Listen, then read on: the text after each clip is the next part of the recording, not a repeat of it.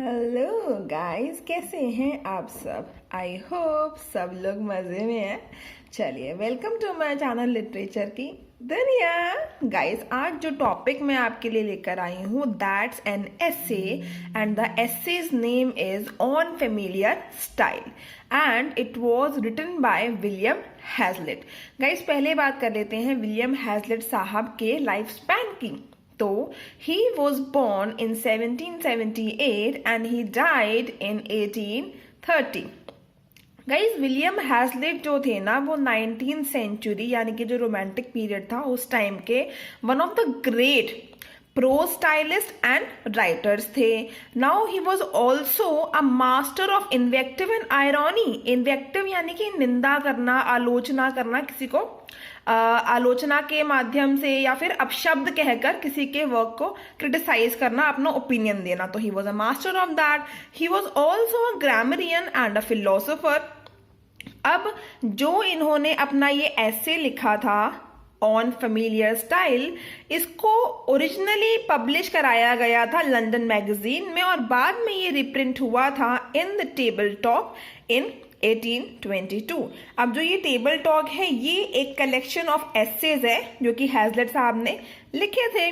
अब इस एसे में उन्होंने बताया क्या है, इसमें उन्होंने अपनी प्रेफरेंस बताई है प्लेन वर्ड्स और पॉपुलर मोड्स ऑफ कंस्ट्रक्शन के लिए। यानी कि जब एक राइटर किसी भी चीज को लिखे तो वो सरल से सरल शब्दों को यूज करे, और ये उनका one of the greatest masterpiece रहा है। तो चलिए हम कर लेते हैं इसको एनालाइज। गाइस, हैजलिट साहब ये कहते हैं कि वाइल राइटिंग फेमिलियर स्टाइल, वो ना एडवाइस करते हैं ऑथर्स को कि जब आप फेमिलियर स्टाइल लिख रहे हो तो क्या करना चाहिए और क्या नहीं करना चाहिए। उन्होंने क्या करा, उन्होंने ना सर्टेन टेक्निक्स यूज करनी शुरू कर दी। फॉर एग्जांपल डिस्क्रिप्टिव डिक्शन या फिर इमेजरी डिक्शन, यानी कि गाइस मतलब होता है कि बोलचाल की भाषा या फिर उच्चारण या शैली। तो आप डिस्क्रिप्टिव डिक्शन या इमेजरी का इस्तेमाल करो, पैरेलल स्ट्रक्चर्स का इस्तेमाल करो या फिर एंटीथेसिस का इस्तेमाल करो as a methodology for writing a familiar style. तो उन्होंने ये सब स्ट्रक्चर्स बताए थे कि आप इसको एज अ मेथडोलॉजी ले सकते हो फेमिलियर स्टाइल को लिखने के लिए। आगे उन्होंने एक्सप्लेन किया कि एक राइटर को ना अपने आइडियाज को कन्वे करना चाहिए एक ऐसे तरीके से कि वो ऑडियंस के लिए, रीडर के लिए, यानी कि जो उसको पढ़े उसके लिए वो समझ में आने लायक हो, कॉम्प्रिहेंसिबल हो, क्लियर टर्म्स में।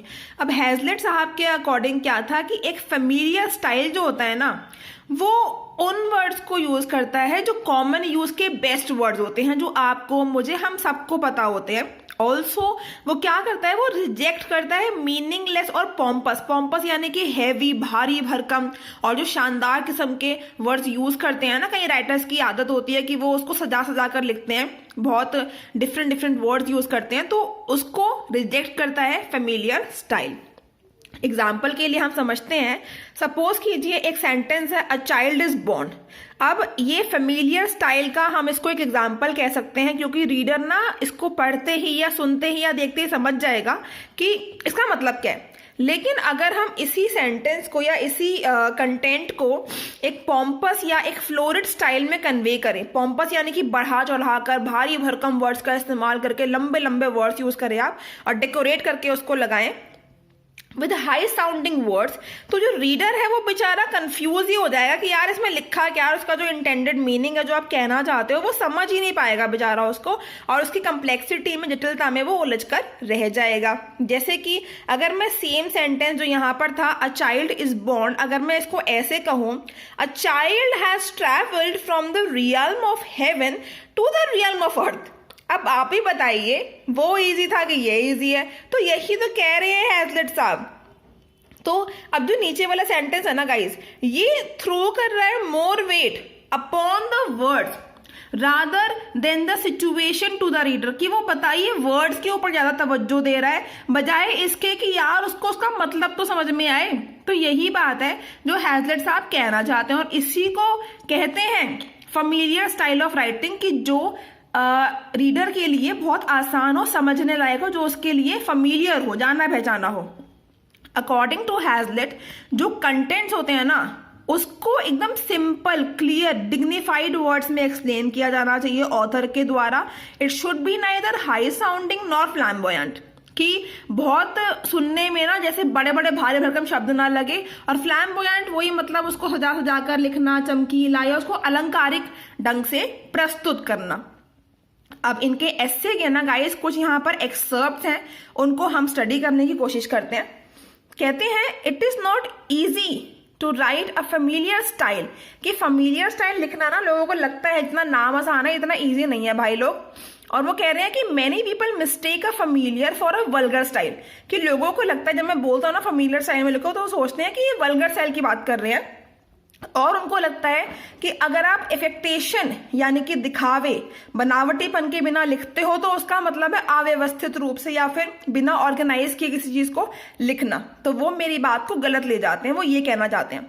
फिर वो कह रहे हैं on the contrary there is nothing that requires more precision and I may so say purity of expression than the style I am speaking of. वो कह रहे हैं कि अगर किसी चीज को प्रिसिशन की जरूरत है तो वो है प्योरिटी ऑफ एक्सप्रेशन, यानी कि जो आप कहना चाहते हो ना पॉइंट, वो पॉइंट क्लियर करो भाई. स्टाइल में कुछ नहीं रखा, स्टाइल तो अपने आप आ जाएगा, आपका एक्सप्रेशन क्लियर होना चाहिए, बंदे को आपकी बात समझ में आनी चाहिए, उस पर आप ज्यादा प्रिसिशन से काम करो. प्रिसिशन यानी कि सटीकता, ताकि वो पॉइंट क्लियर हो सके. देन वो आगे कहते हैं it utterly rejects not only all unmeaning pomp but all low cant phrases and loose unconnected slip short allusions, की अगर आप फेमिलियर स्टाइल में लिख रहे हो ना तो वो जो स्टाइल है वो रिजेक्ट करेगा not only all unmeaning pomp, यानी कि जो बेकार का व्यर्थ से कोई मतलब नहीं है दिखावा या बढ़ा चढ़ाकर लिखना, but also low cant phrases, जैसे कि इसमें लिखा होता है ना कि हाँ ये काम नहीं कर सकते, cant phrases and loose unconnected slip short. Slip short का मतलब गाइज होता है जो बेतुका होता है या फिर लापरवाह, या फिर यहाँ पर ना आप इसको एज अननेसेसरी ले सकते हो. अलूजन यानी कि जिक्र होना, उल्लेख होना, जैसे कि कोई भी पोयम है, अब वो सपोज कीजिए कि शेक्सपियर की पोयम है लेकिन उसने उसमें 2 लाइनों में मिल्टन की किसी पोयम की 2 पंक्तियों का जिक्र कर दिया, तो उसको कहते हैं अलूड करना, अलूजन करना या उल्लेख करना, जिक्र करना. तो एक फेमिलियर स्टाइल में ऐसे एक्स्ट्रा अननेसेसरी उल्लेखों का जिक्र नहीं होना चाहिए. लूज अनकनेक्टेड जो चीज होते हैं मतलब उनका कोई रेफरेंस ही नहीं है, कोई रेलिवेंस ही नहीं है वहां पर, तो वो ये कहना चाहते हैं. देन वो कहते हैं इट इज नॉट, गाइज ये लाइन बहुत इंपॉर्टेंट है, it is not to take the first word that offers but the best word in common use, कि एक ऑथर को यह समझना पड़ेगा कि आप वो पहला वर्ड मत यूज करो जो ऑफर करता है, यानी कि जो आपको लगता है कि हाँ इसके लिए ये सही है, मैं इसको पहले वर्ड को उसके बदले जो आया वो यूज कर लिया. लेकिन आपको ये यूज करना है कि उसको जो आप कहना चाहते हो उसके लिए बेस्ट वर्ड कौन सा है कॉमन यूज में, जिसको सभी लोग समझ पाए. It's not to throw words in any combination we please, कि ऐसा नहीं है भाई कि तुम्हारा जैसे मन करा ना तुमने वर्ड्स को वैसे आगे पीछे ऑर्गेनाइज कर दिया, ऐसे नहीं करो, अपनी मर्जी की मत चलाओ, but to follow and avail ourselves of the true idiom of the language. लेकिन जो लैंग्वेज की एक पर्टिकुलर रूल है जो वो हमें बताती है कि आप इस चीज को इस तरीके से यूज करो, जिसको मोस्टली स्टूडेंट्स को या रीडर्स को या ऑडियंस को सिखाती है, तो आप उसको फॉलो करो. आप अपने अकॉर्डिंग कैसे भी शब्दों के साथ में खेलो मत, उनको अरेंज मत करो, वरना वो आपके समझ में तो आएगा लेकिन जो पढ़ने वाला है ना उसकी समझ में नहीं आएगा. तो आप लैंग्वेज के रूल को फॉलो करो और उसी को जो उसके रूल्स है उन्हीं को अवेल करके अपना काम लिखो, अपने एस्से या अपने नॉवेल्स को लिखो, यही वो कहते हैं. आगे ये कहते हैं to write a genuine familiar और truly English style is to write as anyone would speak in common conversation, कि अगर आपको एक जेन्युइनली फेमिलियर या ट्रूली इंग्लिश स्टाइल को लिखना है तो वो उसी के बराबर है जैसे कि anyone would speak in common conversation. जैसे कि आप 2 बंदे सपोज करो बातें कर रहे हैं, अब आप क्या सोचोगे कि यार मुझे कितना भारी भरकम वर्ड यूज करना है, आप तो बस जो आपके माइंड में वर्ड आएगा पहला आप उस फ्लो के साथ में जाओगे और आप कॉमनली बातें करोगे. तो यही वो यहाँ पर कहना चाहते हैं। Who had a thorough command and choice of words, कि दो बंदे बातें कर रहे हैं, उनको जो है ना अपनी लैंग्वेज पर, अपने वर्ड्स पर कमांड है और उनकी जो चॉइस ऑफ वर्ड्स है वो भी अच्छी। तो वो नॉर्मली जिन सेंटेंस में बातें करेंगे तो फैमिलियर स्टाइल लिखना भी उतना ही आसान है, उसी के बराबर है, वो ये कहना चाहते हैं। देन वो कह रहे हैं और who would discuss with ease force and perspicuity, कि जो बंदा बात करेगा ईज के साथ में या मतलब किसी टॉपिक पर अपने विचार व्यक्त करेगा या भाषण देगा आसानी से, फोर्स से, और पर्सपिक्यूटी यानी कि स्पष्टता, क्लियरली, सफाई से। Then setting aside all the pedantic and oratorical flourishes, pedantic यानी कि पांडित्य, उसको ना बिल्कुल, जैसे संस्कृत में आपने देखा हो कितने भारी भरकम वर्ड होते हैं ना, हमारे पल्ले ही नहीं बढ़ते हैं, लेकिन जब उसी संस्कृत के किसी ग्रंथ को हम हिंदी में ट्रांसलेट करें वो कितना ईजी हो जाता है ना, पढ़ने में मजा भी आता है। तो वही चीजें यहाँ पर वो कह रहे हैं। और ओरेटोरिकल का यहाँ पर मतलब है कि अलंकारिक, वही उसको सजा कर लिखना, भारी भरकम वर्ड्स यूज करना। तो जो बंदे की कमांड अच्छी है, उसके चॉइस ऑफ वर्ड्स अच्छी है, तो वो कह रहा है कि वो आसान शब्दों में स्पष्टता से अपनी बात को कहेगा, ना कि वो पांडित्य भाषा में ना अपनी लैंग्वेज को, अपने शब्दों को सजा कर लिखेगा। तो ये उसी तरीके से आप एक फेमिलियर स्टाइल को समझिए। देन वो कहते हैं और to write naturally is the same thing as to read naturally is in regard to the common speech. Then it is easy to affect a pompous style, to use a word twice as big as the thing you want to express, कि एक pompous style को effect करना यानी कि उसको लिखना, उसको use करना बहुत ईजी है।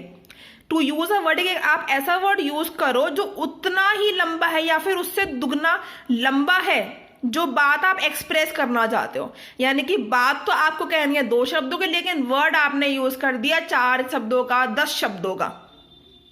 तो ये बहुत आसान है ऐसा कुछ करना। तो then it is not so easy to pitch upon the very word that exactly fits it, लेकिन भाई एक ऐसा वर्ड चुनना जो आपके तथ्य को बिल्कुल टू द पॉइंट एक्सप्लेन करे आपकी बात को, वो ढूंढना बड़ा मुश्किल। और पॉम्पस स्टाइल में भारी भरकम वर्ड्स लगा के तो कोई भी लिख देगा। देन वो कहते हैं the proper force of words lies not in the words themselves but in their application, कि जो प्रॉपर फोर्स है, जो उनका निहितार्थ है, वो वर्ड्स में नहीं है, लेकिन उनकी जो वर्ड्स का कह लीजिए कि उसका जो असली अर्थ है, या जो असली जो उसकी कह लीजिए कि इसमें जो आपको एक्सप्लेन करता है वो वर्ड, तो उसकी जो सार्थकता है वो उसकी एप्लीकेशन में है कि कैसे आप उसको यूज करते हो। तो वो वर्ड्स में ना होकर आपके एप्लीकेशन पे डिपेंड करता है कैसे आपने उसको यूज किया है। A word may be a fine sounding word of N unusual length and very imposing, कि एक वर्ड जो है ना वो मतलब सुनने में बड़ा अच्छा हो सकता है, अनयूजुअल लेंथ हो सकती है यानी कि लंबा हो सकता है, छोटा हो सकता है, और बहुत इम्पोजिंग हो सकता है from its learning and novelty, and yet in the connection in which it is introduced may be quite pointless and irrelevant. Basically कि वर्ड चाहे कितना भी अच्छा हो, लेकिन जिस कॉन्टेक्स्ट में आपने यूज किया, अगर आपने सही से नहीं यूज करा तो वो पॉइंटलेस और इररेलेवेंट हो जाएगा बिल्कुल पूरी तरीके से। देन वो कहते हैं इट इज नॉट पॉम्प और pretension but the adaptation of the expression to the idea, कि ये पॉम्प और प्रिटेंशन ना होकर कि आपने जो अडेप्ट किया है वर्ड को जिस तरीके से अपने एक्सप्रेशन की तरफ, तो दैट क्लिंचेस अ राइटर्स मीनिंग, कि यानी कि आपने किस तरीके से उसको प्रेजेंट किया, अडेप्ट किया, किस तरीके से उसको उन शब्दों को अपने स्टाइल में फिट किया है ताकि वो ऑडियंस को समझ में आए, वही एक राइटर के मीनिंग को एक सही दिशा देगा, एक सही मीनिंग देगा। As it is not the size or glossiness of the material but they are being fitted each to its place, कि ये उसका साइज या उसकी चमक मैटर नहीं करती है, बल्कि ये मैटर करता है कि वो कितना अच्छे से फिट करता है। आप देखो, आपने कोई कपड़ा लिया जी बाजार से, वो कितना ही सुंदर है, लेकिन अगर आपको फिट ही नहीं हो तो आप उसको अचार डालोगे। वही बात बस यहाँ पर कह रहे हैं वो, that gives strength to the arch or as the pegs and nails are as necessary to the support of the building, कि वो अगर सही तरीके से, सही तरह से अडेप्ट किया गया होगा तो वो आपकी बात को वैसे ही स्ट्रेंथ देगा, मजबूती देगा, जैसे कि खूंटी और कीले एक बड़ी बिल्डिंग को सहारा देती हैं, उसको सपोर्ट देती है। एज द लार्जर टिम्बर, कि टिम्बर यानी कि लक्कड़, तो लक्कड़ तो बहुत बड़ी बड़ी होती है, लेकिन जितनी महत्वपूर्ण उस बिल्डिंग के लिए वो लक्कड़ है ना, उतनी ही महत्वपूर्ण मेरे दोस्तों वो छोटे छोटे कीले भी हैं जो उसको सपोर्ट देती हैं, more so than the mere showy unsubstantial ornaments. कि आपने क्या करा, आपने घर पे बहुत पैसा खर्चा कर दिया, आपने कांच के दरवाजे लगा दिए, बहुत डेकोरेशन करी है फॉर एग्जाम्पल, लेकिन अगर उसकी नींव ही मजबूत नहीं है तो वो घर किसी काम का नहीं है। तो वही चीज यहाँ पर वो कहना चाहते हैं कि वर्ड्स को अच्छे से अडाप्ट करो, सिंपल वर्ड्स को यूज करो। देन वो कहते हैं I hate anything that occupies more space than it is worth. I hate to see a parcel of big words without anything in them. कि मुझे ऐसी हर चीज से नफरत है जो ऑक्यूपाई करती है उतना स्पेस जितना उसकी औकात नहीं है। यानी कि अपनी जिन शब्दों को आप यूज करके अपनी बात को सही तरीके से क्लियर शब्दों में कह सकते हो उन्हीं को यूज करो, फालतू के बड़े बड़े वर्ड्स को मत यूज करो। I hate to see a parcel, की एक बड़े शब्दों का पार्सल जिसमें कुछ भी ना हो, यानी कि वो खाली हो, एम्प्टी हो, तो मुझे उससे नफरत है। देन वो कहते हैं it is as easy to write a gaudy style without ideas as it is to spread a palette of showy colors or to smear in a flaunting transparency. कि गॉडी स्टाइल यानी कि एक चमकने वाले या फिर एक मतलब सजावटी वाले स्टाइल में लिखना उतना ही इजी है जैसे कि आप शोई कलर्स यानी कि दिखावे, यानी कि मतलब भड़कीले कलर से कोई पैलेट दिखा दो या स्प्रेड कर दो, या फिर स्मीयर यानी कि हो गया लीपना या गंदा करना या कलंक करना इन अ फ्लॉन्टिंग ट्रांसपेरेंसी। देन ये उन्होंने कुछ यहाँ पे एग्जाम्पल दिए थे, what do you read, words words words, what is the matter, nothing. तो आप इसको आंसर कर सकते हो वैसे ही, ये उन्होंने कुछ एग्जाम्पल दिए थे यहाँ पे। देन वो कहते हैं the fluoride style is the reverse of the familiar. की फ्लोरिड यानी कि चमकीला, भड़कीला, सजाकर लिखा हुआ, अलंकारिक, जिसमें आप बड़े बड़े वर्ड्स को यूज करते हो और अपनी लाइंस को सजा सजाकर लिखते हो।